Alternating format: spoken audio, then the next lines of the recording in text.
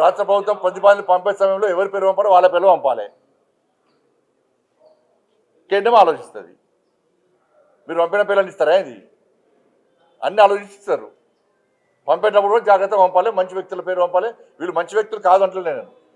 Padmashri award వచ్చేటువంటి స్థాయి వ్యక్తులను పంపాలి. పంపిస్తారు. ఎట్టిస్తామన్నా? ఎట్టిస్తాం? గద్దరికి ఎట్టిస్తాం చెప్పండి. ఆయన భావజాలం ఏంది?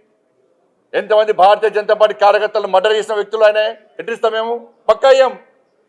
మా కార్యకర్తలను చంపితే మా కార్యకర్తలు చంపిన కార్యకర్తలను పాటలు పాడినటువంటి వ్యక్తి గద్దర్.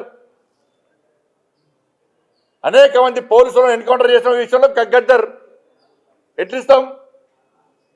మీరు వంశం ఇస్తాం ఏంది అవార్డ్స్? భయపడే ప్రసక్తి లేదు, వెనుకపోయే ప్రసక్తి లేదు.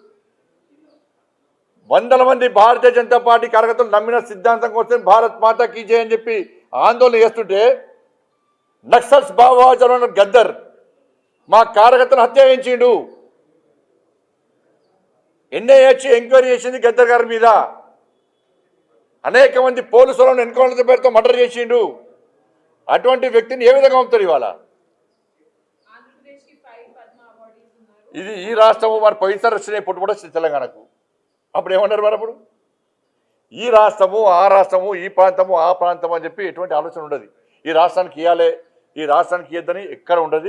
ఇవన్నీ మళ్ళీ ఒకసారి తెలంగాణ సెంటిమెంట్ను మీరు రగిలిసిన తెలంగాణ ప్రజలు అన్నీ తెలుసు. ఎవరు తెలంగాణ సెంటిమెంట్తో లాభపడ్డారు.